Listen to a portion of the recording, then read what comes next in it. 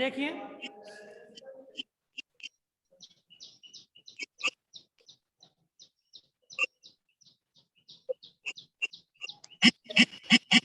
ये जो audio on है किसी का उसको म्यूट करिए।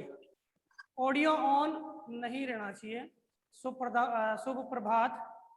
क्या नाम है? संजय सिंह शेखावत। देखिए सामने कल हमने 2 कृषियां पढ़ी थी और सामने बेटा नोट्स ऑलरेडी बन रहे हैं। मैंने नोट्स आपको नहीं दिए, ये नोट्स बन रहे हैं, आप कोशिश भी कीजिए बढ़ाने की।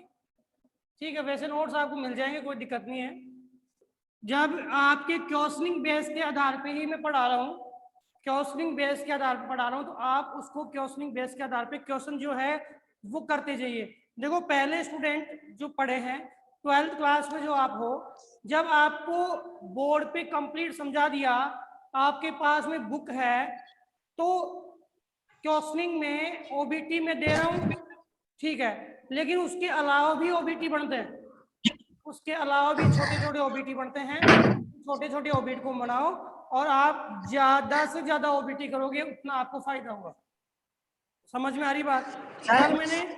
कल मैंने आप हाँ कुछ क्वेश्चन पूछना है बेटा, किसी को कोई क्वेश्चन? सर मैं ऐसे बोल रहा, सर आपने ऐसे बोला था ना प्रैक्टिकल की बुक लानी हो, अलग से आती है, मैं साथ में ही आती है बुक के साथ में? अलग से आती है प्रैक्टिकल की बुक, उसमें लिखा अलग से होगा आती है। भूगोल प्रायोगिक, भूगोल प्रायोगिक लिखा होगा, ठीक है। और अलग से सर 3 बुक और अलग आती है क्या? नहीं बेटा 3 ही बुक हो गई ना, अच्छा ये आपकी 3 ही है। 3 ही बुक है, 3 ही बुक है। एक तो आपकी जो हम पढ़ रहे हैं वर्तमान में, एक आएगी भूगोल और लोक और अर्थव्यवस्था, और एक पुस्तक है वो आपकी आएगी प्रैक्टिकल वाली। 3 ही है और एक्स्ट्रा नहीं आएगी, ठीक है ना। तो ध्यान दीजिए कि हमने कल जो कृषि है उसमें एक तो स्थानांतरित पढ़ चुके हैं, इसके अलावा हमने गहन जीवन निर्वाह कृषि, गहन जीवन निर्वाह कृषि ये पढ़ ली। के बाद हमने विस्तृत वाणिज्य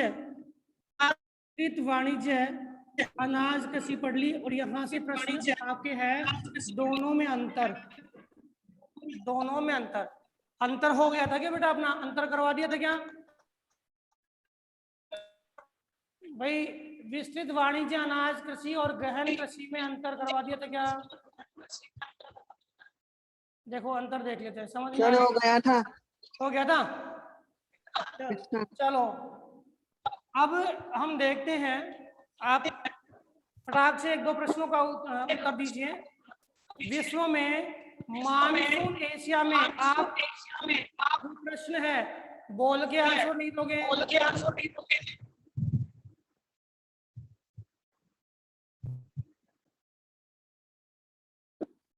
ये कौन है? साहिल बोल रहा है कि ईआरपी पे जो क्लास आ रही है वो किस बैच की है, पिछले बैच की? बेटा ईआरपी देखी नहीं मैंने, ठीक है।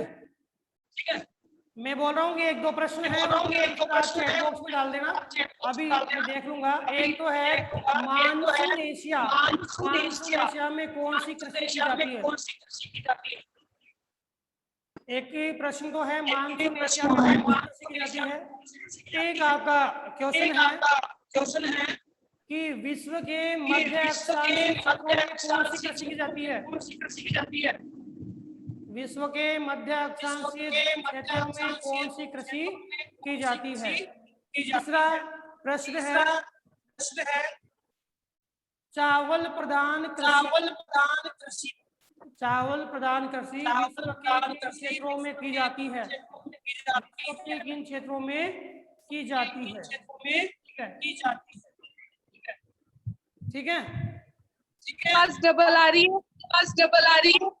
आवाज डबल आ रही है। ये जो प्रॉब्लम आ रही है नेटवर्क की प्रॉब्लम है। अभी बात करते हैं उनसे, ध्यान दीजिए। अब नेक्स्ट कृषि है रोपण कृषि, बागाती कृषि,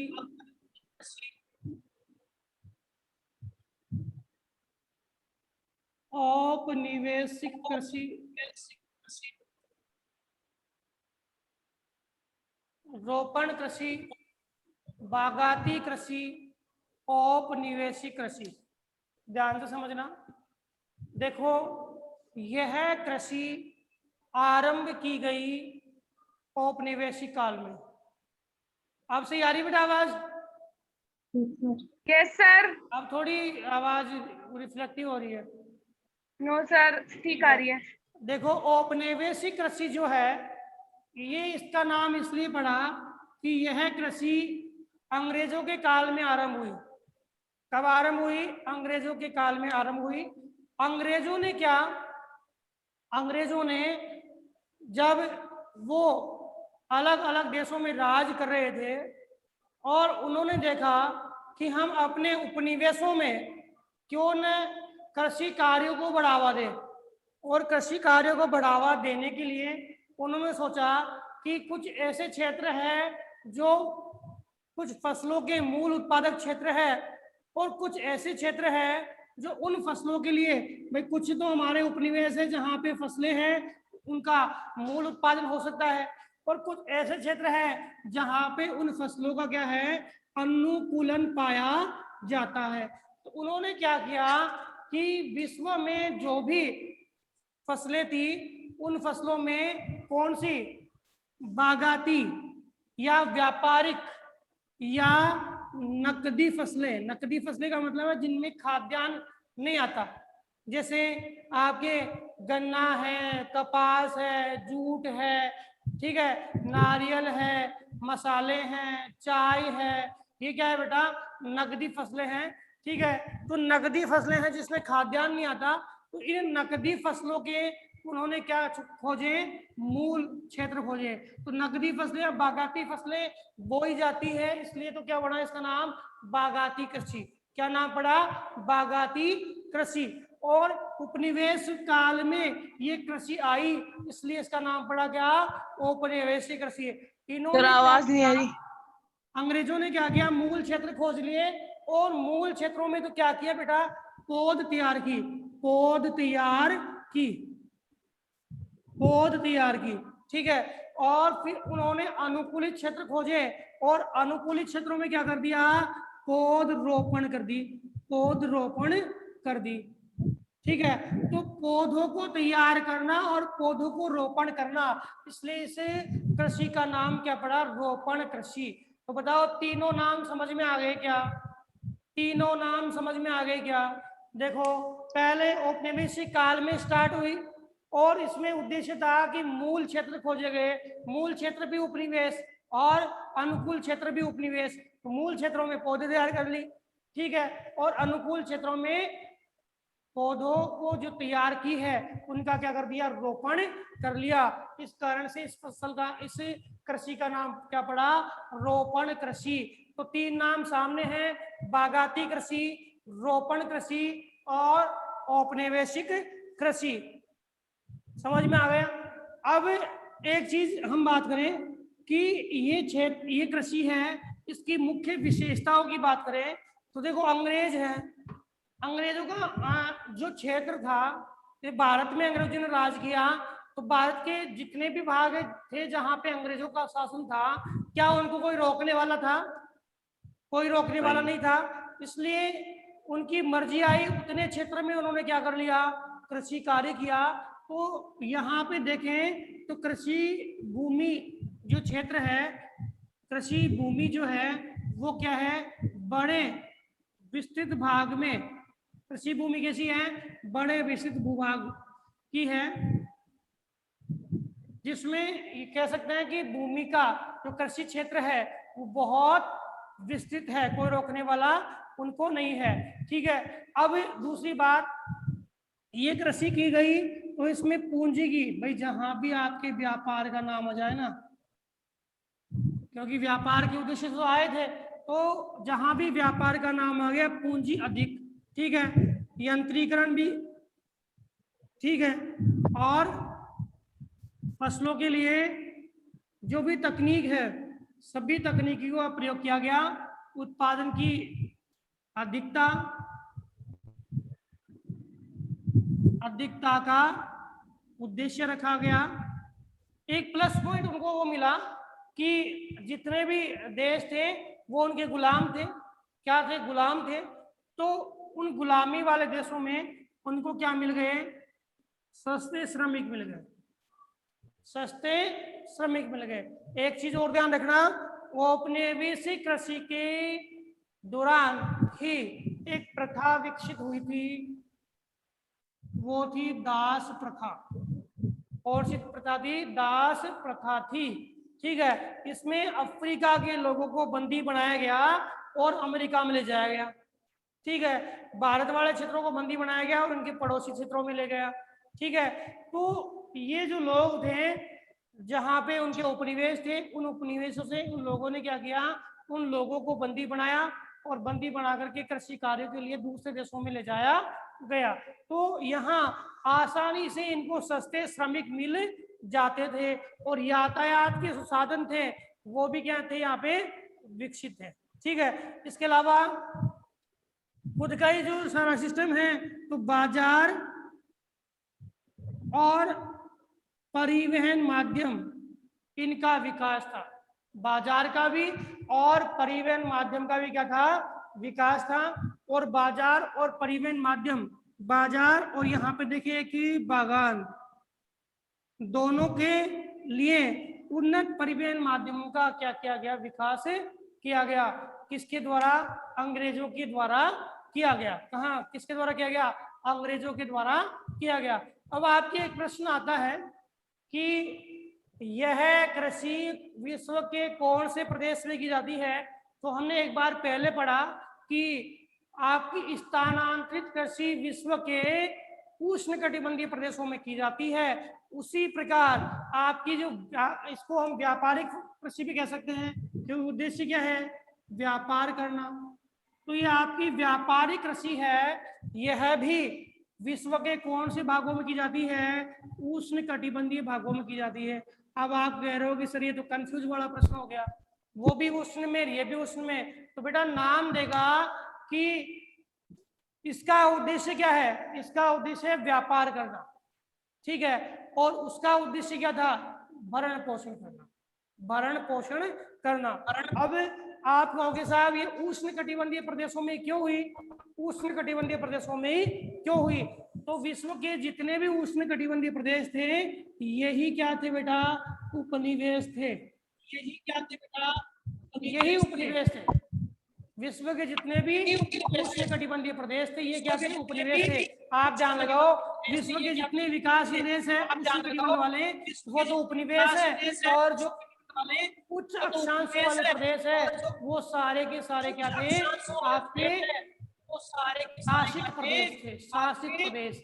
भाई यूरोप वालों ने शासन किया, अमेरिका वालों ने शासन किया, यूरोप में ब्रिटेन है, पुर्तगाल है, आपके ये है, जर्मनी है, इन्होंने क्या किया? राज किया। और किन पे राज किया? हमारे उष्णकटिबंधीय क्षेत्रों में राज किया। अब यहाँ से बोला जाता है कि कौन कौन से क्षेत्रों में क्या क्या उगाया गया है, कि कौन कौन से क्षेत्रों में क्या क्या उगाया गया। अब वापिस आवाज वैसे आने लगी पहले जैसे ही? आवाज तो नहीं आ रही।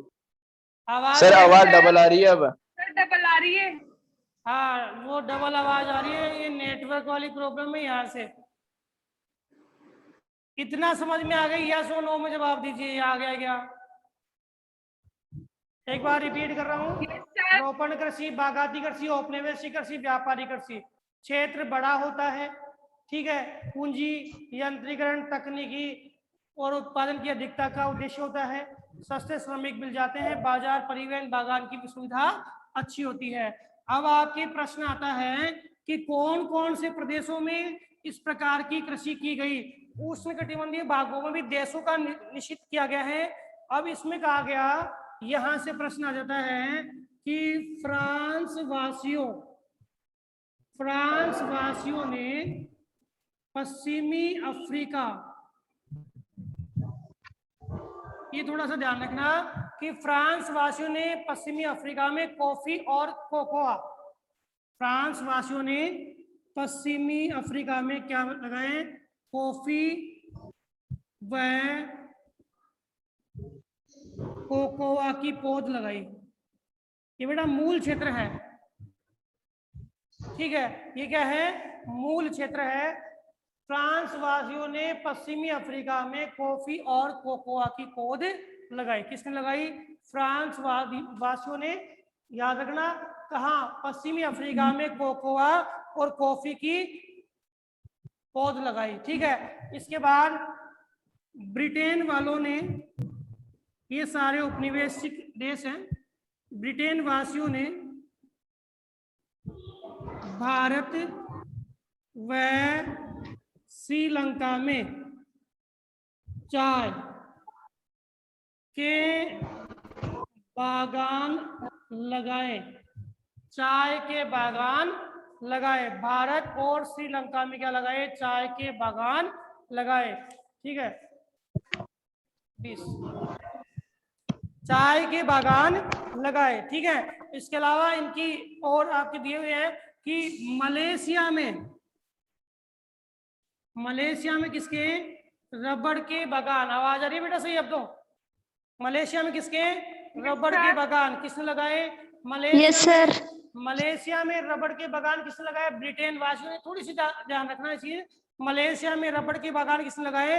ब्रिटेन वासियों ने। और ब्रिटेन वासियों ने पश्चिमी द्वीप समूह में, पश्चिमी द्वीप समूह जानते हो क्या?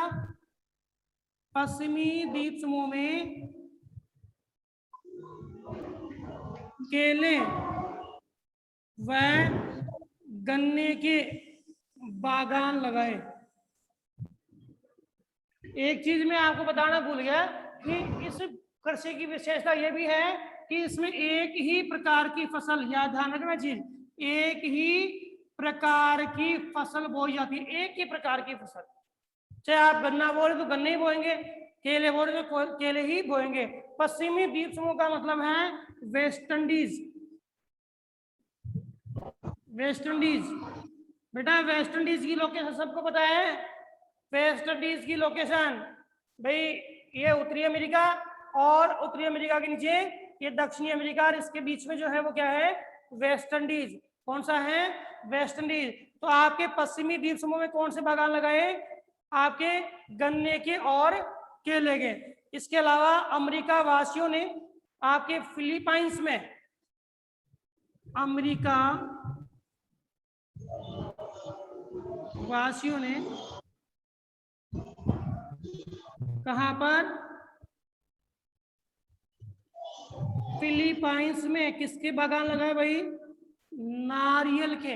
अमेरिका वासियों ने फिलीपाइंस में किसके बागान लगाए? नारियल के और गन्ने के। नारियल व गन्ने के बागान लगाए, ठीक है। किसने लगाए? अमेरिका वासियों ने। कहाँ लगाए? फिलीपाइंस में। और कहां पर? फिलीपाइंस। और फिलीपाइंस में कौन से? नारियल और गन्ने के बागान लगाए। इसके अलावा इंडोनेशिया में हॉलैंड वासियों ने, हॉलैंड बेटा, हॉलैंड वर्तमान में क्या है? नीदरलैंड। यहाँ के लोग कौन थे? डच। हॉलैंड, इन्होंने आपके हॉलैंड वासियों ने आपके इंडोनेशिया में किसके? गन्ने के बागान। इंडोनेशिया में कौन से बागान लगाए? दिख रहा है नीचे वाला? इंडोनेशिया में किसके बागान लगाए? गन्ने के बागान लगाए। एक बार रिपीट करते हैं इस चीज को। देखो, सबसे पहले लिखा है फ्रांस वासियों ने पश्चिमी अफ्रीका में कॉफी और कोकोआ के पौधे लगाए। आप इसको राइट डाउन कर लेना, मेरे से बोल रहा हूं। फ्रांस वासियों ने पश्चिमी अफ्रीका में कॉफी और कोकोआ की पौधे तैयार की। याद रखना, फ्रांस वालों ने कहाँ लगाए? पश्चिमी अफ्रीका में। किसके लगाई? कॉफी और कोकोआ की पौध। ब्रिटेन वासियों ने भारत और श्रीलंका में किसके बागान लगाए? चाय के बागान। किसके बागान लगाए? चाय के बागान। मलेशिया में किसके बागान लगाए? रबड़ के बागान। और वेस्ट इंडीज में ब्रिटेन वासियों ने, यानी वेस्ट इंडीज का मतलब है पश्चिमी द्वीप समूह में, केले और गन्ने के बागान लगाए। केले और गन्ने के बागान कहाँ लगाए? वेस्ट इंडीज यानी पश्चिमी द्वीप समूह में। अमेरिका वासियों ने फिलीपाइंस में, किसने भाई? अमेरिका वालों ने कहा लगाए? फिलीपाइंस में। क्या लगाए? नारियल के और गन्ने के बागान लगाए। और हॉलैंड वासी यानी डच लोगों ने इंडोनेशिया में किसके बागान लगाए? आपके गन्ने के बागान लगाए। किसके? गन्ने के बागान लगाए। बताओ यहां तक याद हो आ गया? ठीक है। Yes sir. आप मन में बोलना, 1 मिनट रिपीट कर रहा हूं, केवल मैं चीज बोल रहा हूं, आप अपने रिपीट करना मन में। फ्रांस वासियों ने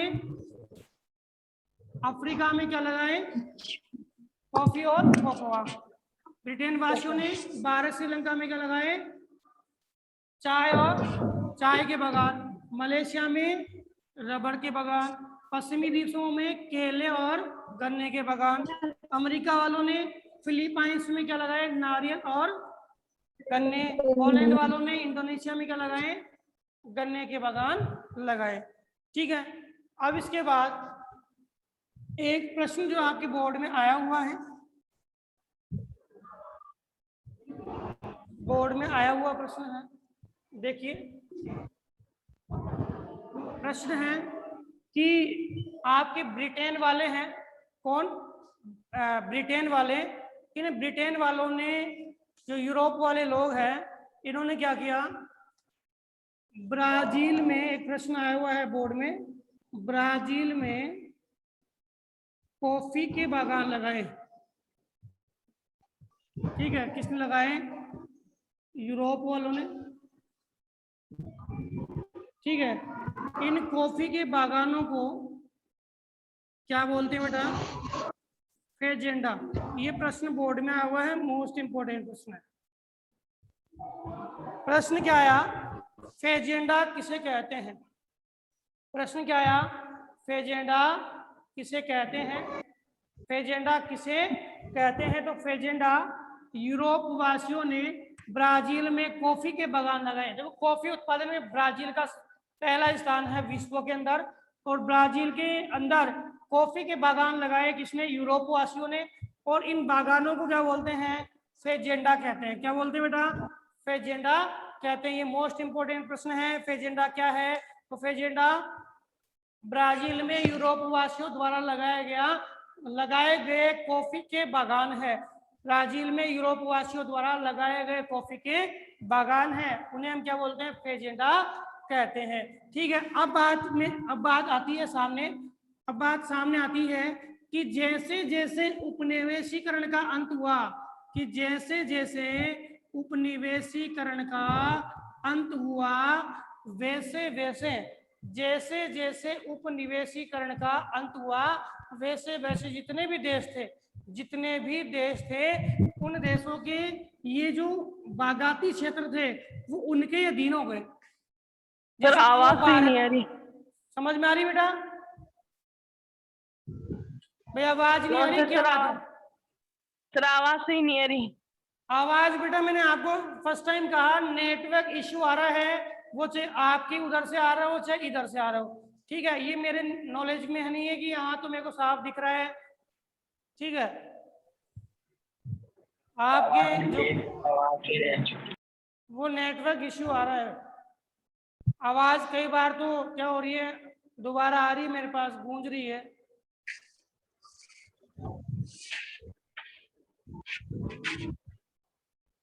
अपने पास में बेटा 5-7 मिनट है भाई, एक ही कृषि हो पाएगी आज, थोड़ा जल्दी देखें। मैं बोल रहा हूँ औपनिवेशिक कृषि थी। जैसे भारत के जितने भी देश आजाद हो गए, उन देशों के आधिपत्य में आ गए। जैसे भारत में जो असम के अंदर चाय के बागान थे, जो ब्रिटेन वासियों द्वारा लगाए गए, अब वो चाय के बागान कौन सी सरकार के दिन है? भारत सरकार के दिन है। ऐसे विश्व में जहां भी ये जो बागान लगाए गए थे, जो औपनिवेशीकरण के थे, वो उसी देश के अधीन हो गए जिस देश की वो संपत्ति थी। अब इसमें औपनिवेशिक देशों का कोई लेना देना नहीं है, लेकिन फेजेंडा कि कॉफी की बगान आज भी किसके अधीन है? ये आज भी यूरोप वासियों के अधीन है, आज भी यूरोप वासियों के अधीन है। कौन? ये ब्राजील के कॉफी के बागान है, वो आज भी यूरोप वासियों के अधीन है। ये चीज ध्यान रखना। समझ में आ गई बेटा? एक बार मैं इसके रिपीट कर रहा हूं। रोपण कृषि औपनिवेशिक काल में आई, इसलिए हम इसे औपनिवेशिक कृषि कहते हैं। बागाती फसल या नकदी फसलों का उत्पादन किया जाता है, इसलिए बागाती कृषि कहते हैं। व्यापार का उद्देश्य है, इसलिए हम व्यापारिक कृषि कहते हैं। ठीक है, फसल तैयार की गई मूल क्षेत्र में, दूसरे क्षेत्र में जो अनुकूलित था वहां रोपण की गई, इसलिए हम इसे रोपण कृषि कहते हैं। ठीक है, क्षेत्र बड़ा होता है, क्षेत्र बड़ा होता है, तकनीकी का प्रयोग किया जाता है, सभी जो आपके उपकरण हैं उनका उपयोग किया जाता है, जो भी आवश्यकता मूलक उत्पादन वृद्धि की जो टेक्नोलॉजी है वो सारी उपयोग की जाती है। सस्ते श्रमिक आसानी से यहाँ पे मिल जाते हैं। एक ही फसल का उत्पादन किया जाता है, एक ही फसल का उत्पादन किया जाता है। यहाँ पे जो बागान विकसित किए जाते हैं, बागान और बाजार, इनके बीच में परिवहन साधनों का एक विकसित जाल जो पाया जाता है, जिससे यहाँ पर क्या ना हो सके, यहाँ पे जो भाई जो फसल है जिसमें आपके फल फूल लग रहे हैं वो क्या है, तुरंत ही बेचना जरूरी है, नहीं तो क्या हो जाएंगे, खराब हो जाएंगे। या जो हमारे नकदी फसलें हैं उनको उद्योगों तक पहुंचाना जरूरी है, जिससे उनको हम प्योरीफाई कर पाए।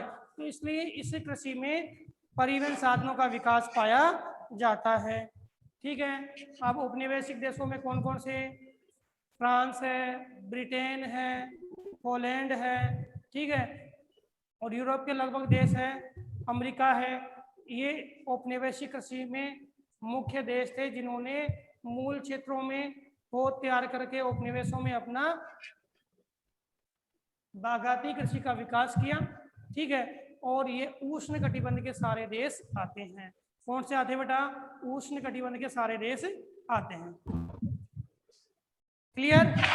तो आपका प्रश्न बनता है बागाती कृषि क्या है, इनके नाम और इसकी विशेषता, और कौन कौन से प्रदेशों में कौन कौन सी कृषि की जाती है। एक प्रश्न बनता है फेजेंडा क्या है, फेजेंडा क्या है।